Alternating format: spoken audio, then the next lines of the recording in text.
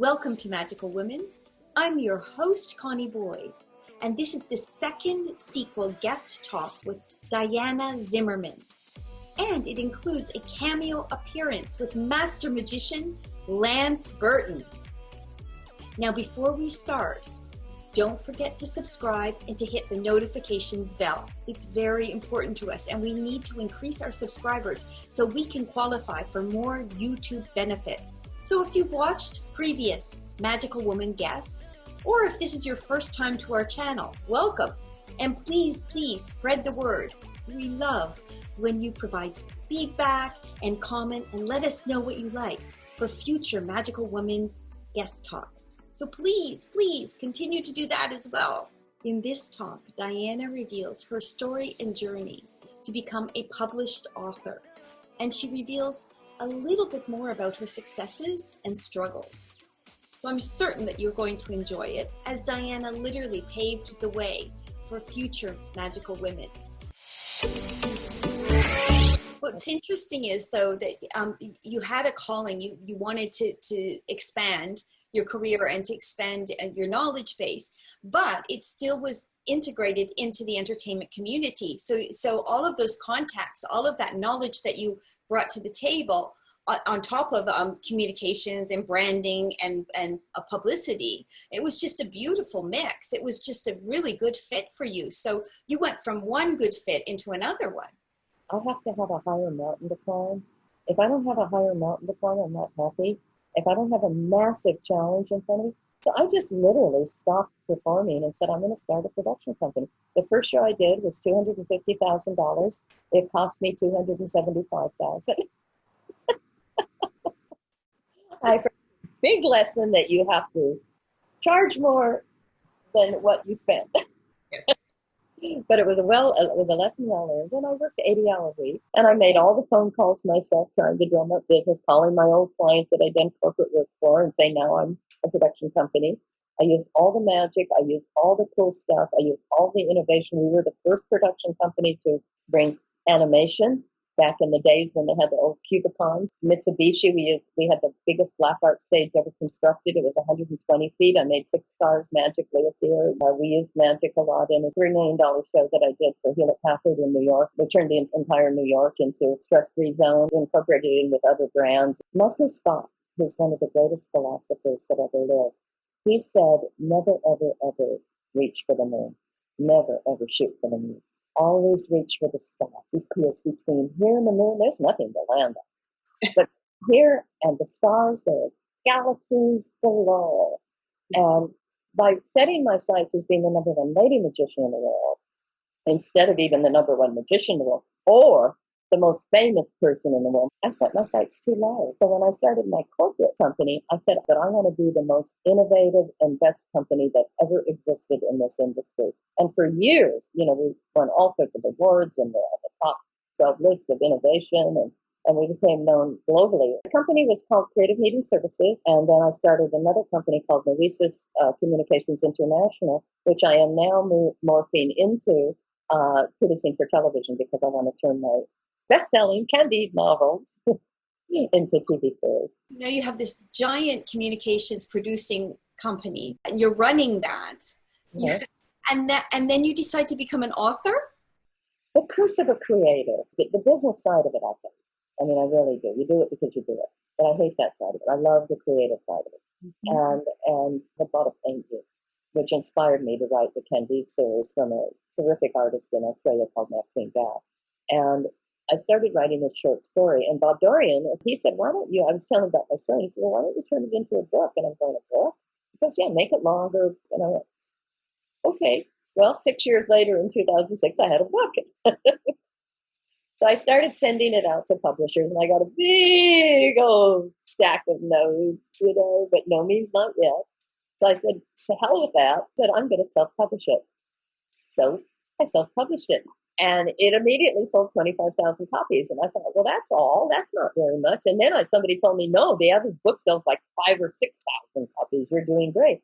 And it did so well. And then I started speaking at schools, and I would have 3-hour lines at Barnes and Noble. I mean, I literally, kids lined up for 3 hours wanting to read my books and get my autograph.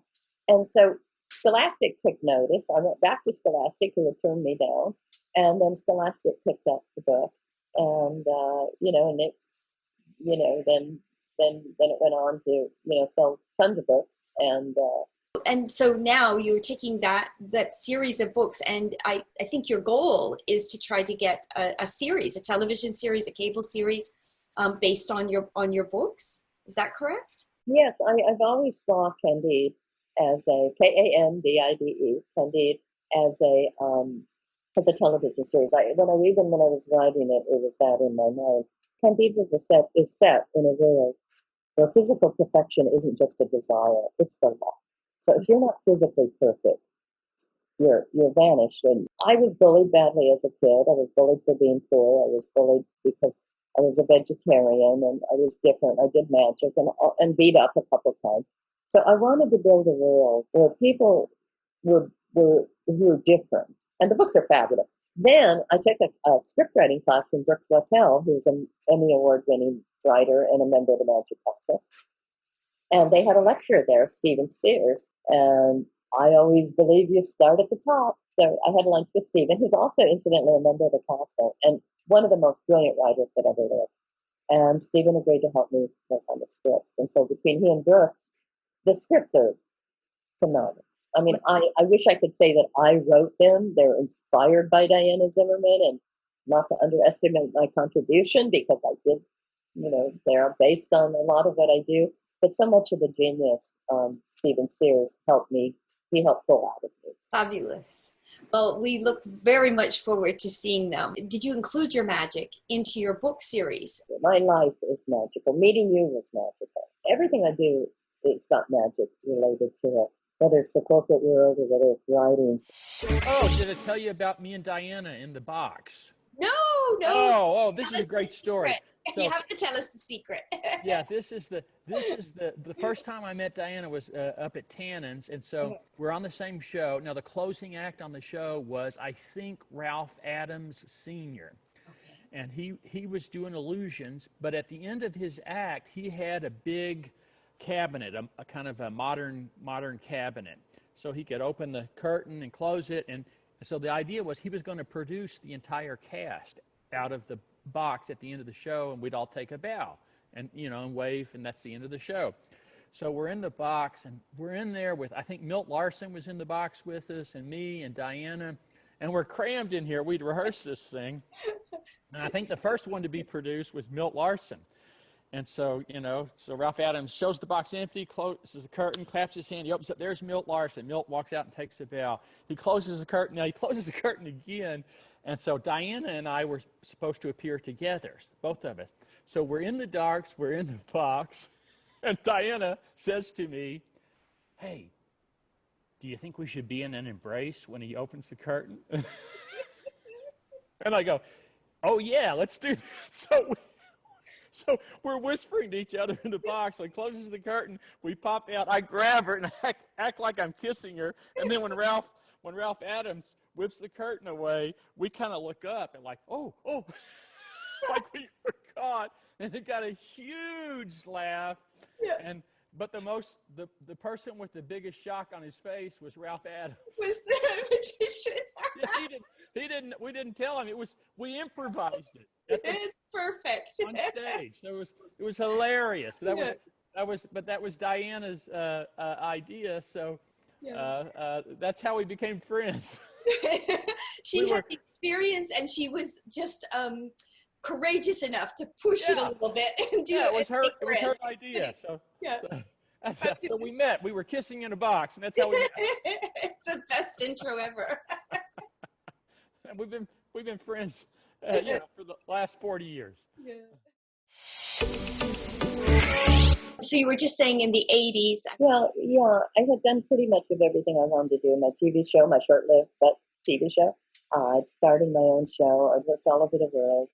And I just really was getting to the point where I wanted to do more. I knew there was more out there. And I loved behind the scenes. And I was tired of it. I was tired of starving myself to stay thin. I just knew there was more.